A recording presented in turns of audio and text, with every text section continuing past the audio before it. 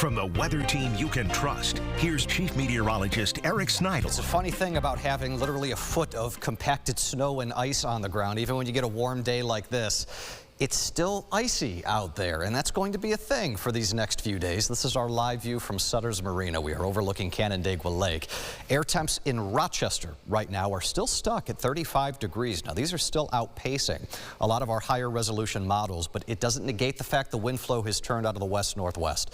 So eventually here, this can hold off as long as it wants to. It's going to end up fighting an uphill battle, or more accurately, a downhill battle here. By the start of tomorrow morning, I've got air temperatures at or below freezing across a lot of the area. It gets a touch breezy, particularly as we go into the afternoon. And as the winds pick up and start to change direction, that's when we open the window for some lake effect possibility, mainly tomorrow afternoon into tomorrow night. It's not long-lived, but could be enough for maybe some travel issues. I would think especially for the afternoon commute, but obviously we still watch tomorrow morning just for the sheer fact that there could be some of that hidden ice on some of those roadways.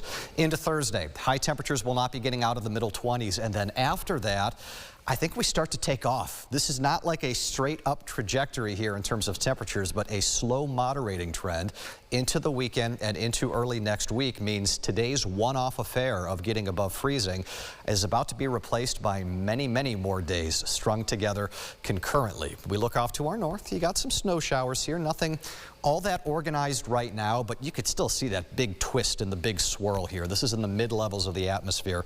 Water vapor imagery is what I'm showing you.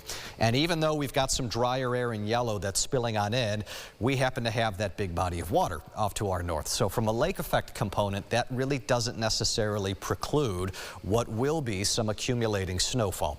By morning, we're going to have some bands that have probably organized by that point, but I think the wind flow here, this is still mainly going to be an east of Rochester thing for the most part. There will be some stragglers, but most any issues with accumulation probably out there along 104 in Wayne County. The flow at some point into the middle part of the afternoon will veer more northwest instead of west-northwest. Subtle difference, but it can have a big implication. Note how the bands now get driven inland. That could be some locally heavy snow at times into the evening, but I'm not convinced it's going to last all that long. Leftovers by early Thursday morning, giving way to maybe even some clearing going into the afternoon, and that will effectively put an end to any snow accumulation with partial sunshine destined for us on Friday. Forecast snow amounts in areas where the lake effect is not stagnant and persistent. You will get nothing more than a dusting to an inch. In areas that it is more persistent, we could be talking about shovelable, maybe even a few plowable snowfall amounts. This is not the same crazy fluffy stuff, but it's also not, the wet cement that you break your back for. Overall, this is going to be a manageable thing if you've got to shovel anything around. And again, for some of you, you won't even have to get the shovels out. Friday gets close to 30, and then the weekend gets above freezing. And once we do that, we stay above freezing during the daytime into next week.